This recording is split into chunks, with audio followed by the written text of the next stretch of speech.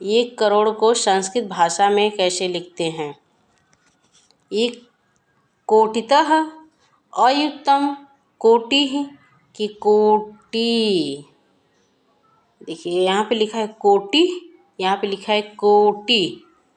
ठीक है, छोटी और बड़ी की मात्रा लगी हुई है, इस पे भी बहुत विशेष ध्यान दीजिएगा आप लोग। ऐसे ही प्रश्नों को में कन्फ्यूजन कराया जाता है, ऐसे ही प्रश्न गलत होते हैं। तो 1 करोड़ को संस्कृत भाषा में लिखते हैं, क्या लिखते हैं? तो ऑप्शन नंबर ऊ राइट होगा, कोटि ही लिखते हैं। ठीक है, कोटि लिखा जाता है। 53 का संस्कृत में रूप होगा, 53 का संस्कृत में रूप होगा त्रिपंचाशत, त्रयपंचाशत कि त्रिपंचाशत कि त्रिपंचाशत। बताइए 53 को संस्कृत में कैसे लिखेंगे?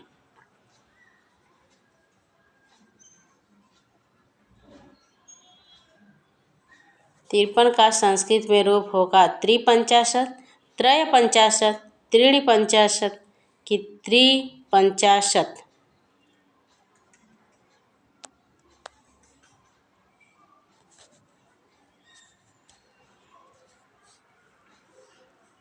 तो ऑप्शन नंबर और राइट होगा, त्रिपंचाशत होता है। 53 त्रिपंचाशत होता है। ठीक है,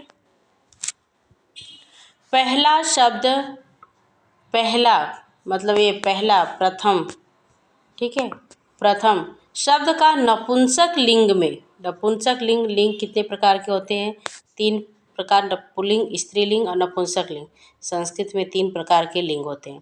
तो इसे पूछा जा रहा है कि पहला शब्द नपुंसक लिंग में क्रमवाची रूप में क्या है?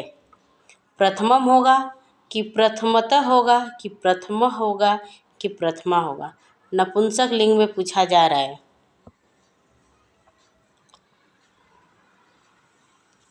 तो ऑप्शन नंबर और राइट होगा, प्रथमम होता है। ठीक है,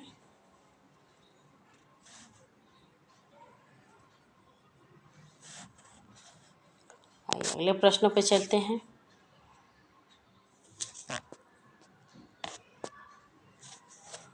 अगला हमारा प्रश्न पूछा जा रहा है, चौथा शब्द स्त्रीलिंग में क्रमवाची रूप है। पूछा जा रहा है कि चौथा जो शब्द है वह स्त्रीलिंग में क्रमवाची रूप क्या है? चतुर्थ है, चतुर्थी है, चतुर्था है कि चतुर्थम है? स्त्रीलिंग पूछा जा रहा है, स्त्रीलिंग क्रमवाची में। बताइए।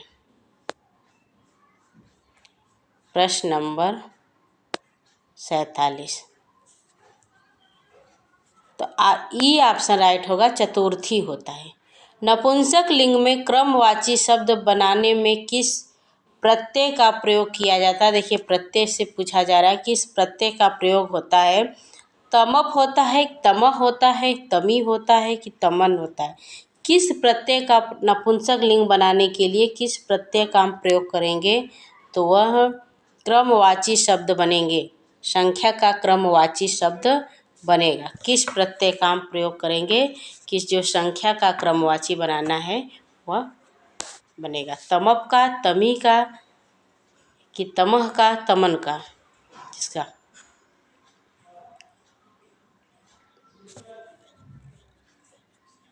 तो ऑप्शन नंबर ऊ इसमें राइट होगा, तमी का प्रयोग होगा। तमप, तमह, तमन नहीं होता है, तमी का प्रयोग किया जाता है। 30वें क्रमवाची पुल्लिंग में, पुल्लिंग, हाँ, कहा जा रहा है कि 30वें क्रमवाची पुल्लिंग में संस्कृत क्रमवाची रूप क्या होता है? त्रिंशतम, त्रिंशत्मी, त्रिंशतः, त्रिंशतिः? बताइए। त्रिंशतम, त्रिंशतमः, त्रिंशत्मी, त्रिंशतः, त्रिंशतिः? 30वें,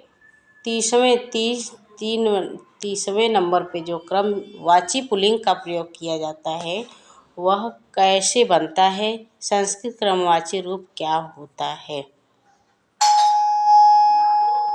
49 का।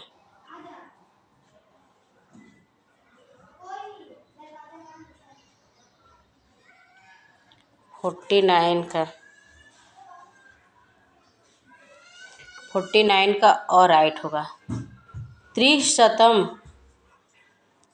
त्रिशतम होता है रूप।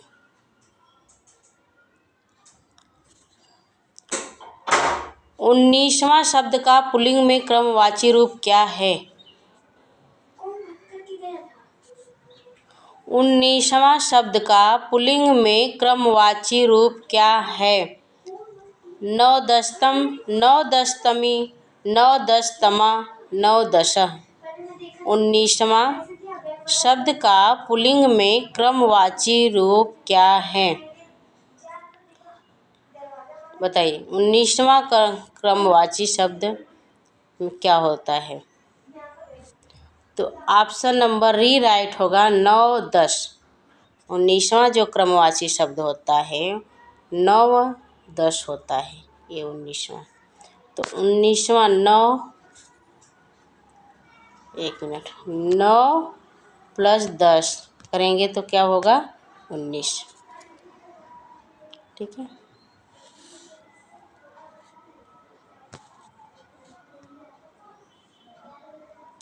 उनतीसवें क्रम का पुल्लिंग में संस्कृत क्रमवाची रूप होगा। देखिए ऊपर 19वां पूछा गया था और यहाँ पे 29वां पूछा जा रहा है कि 29वें क्रम का पुल्लिंग में संस्कृत क्रमवाची रूप होगा। एकोनत्रिंशतम, एकोनत्रिंशतमम, एकोनत्रिंशतमः, एकोनत्रिंशतमः। 19वें क्रम का पुल्लिंग में संस्कृत क्रमवाची रूप होगा।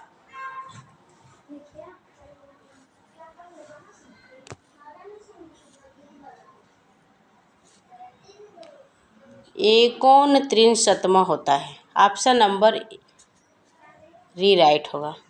क्रमवाचक शब्द बनाने के लिए पुल्लिंग में कौन सा पद प्रयुक्त होता है? तमम, तमी, तमीम कि तमह। क्रमवाचक शब्द बनाने के लिए पुल्लिंग में कौन सा पद प्रयुक्त होता है? तमम, तमम, तमी, तमीम, तमह। प्रश्न नंबर 52 को उत्तर दीजिए।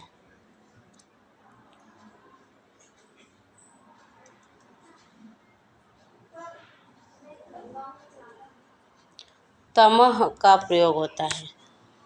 पुल्लिंग में पद जो बनता है वह तमह का प्रयोग किया जाता है उसमें।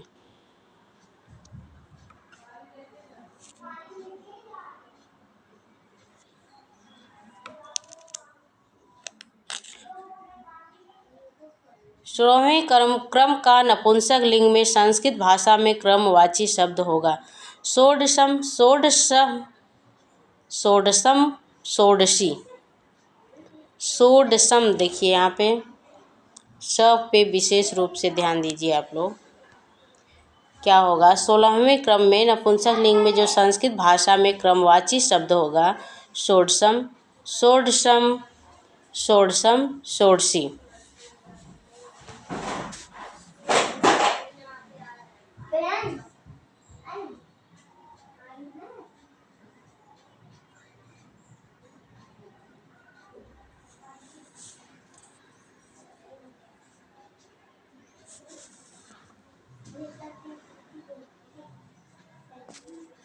और राइट होगा षोडशम होगा। ठीक है। क्रमवाचक शब्द बनाने के लिए स्त्रीलिंग में कौन सा प्रत्यय लगता है? क्रमवाचक शब्द बनाने के लिए स्त्रीलिंग में कौन सा प्रत्यय लगता है? तम, तमम, तमी, तमीम। तम, तमम, तमी, तमीम किस प्रत्यय का प्रयोग किया जाता है?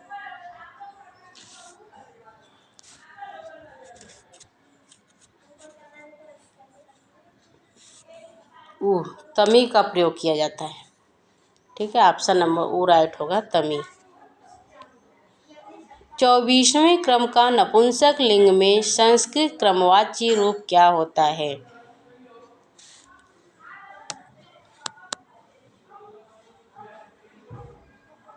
24वें क्रम का नपुंसक लिंग में संस्कृत क्रमवाची रूप क्या होता है? चतुर्विंशतमः, चतुर्विंशतितमः कि चतुर्विंशतमः कि चतुर्विंशतितमः? बताइए।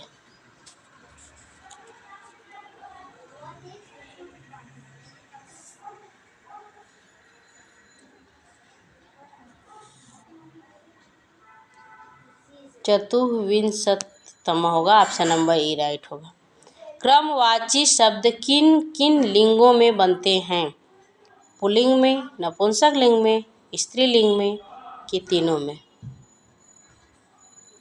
बताइए। क्रमवाची शब्द किन किन लिंगों में बनते हैं? पुल्लिंग में, नपुंसक लिंग में, स्त्रीलिंग में कि तीनों में?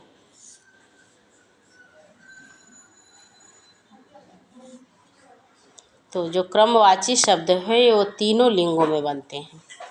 ठीक है। 19वें क्रम का संस्कृत में क्रमवाची रूप बनेगा।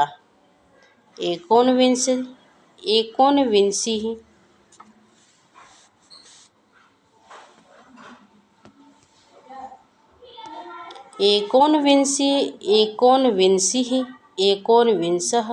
एकोनविंशी।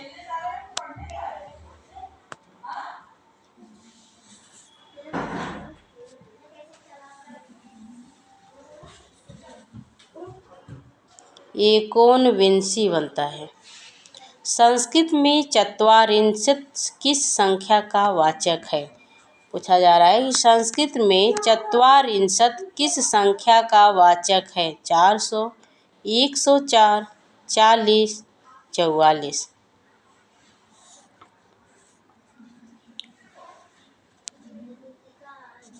तो चत्वारिंशत् है 40 का। अष्टाविंशति शब्द का क्या अर्थ है?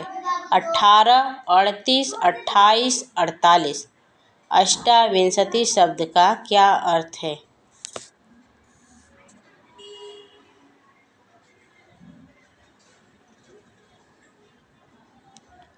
अष्टाविंशति शब्द का क्या अर्थ है? तो अष्टाविंशति का शब्द का अर्थ होता है 20 + 8 = 28। ऑप्शन नंबर ओ राइट होगा। तो आज के लिए इतना ही। नमस्कार, जय हिंद। प्लीज़ क्लास को अधिक से अधिक शेयर करें और जो लोग नए हैं चैनल सब्सक्राइब करें। मिलते हैं अगले क्लास में, तब तक के लिए नमस्कार, जय हिंद। प्लीज़ एक प्यारा सा कमेंट जरूर छोड़ा करिए कि आप लोग कहाँ से और कौन कौन लोग देख रहे हैं। चलिए मिलते हैं अगले क्लास में। नमस्कार, धन्यवाद।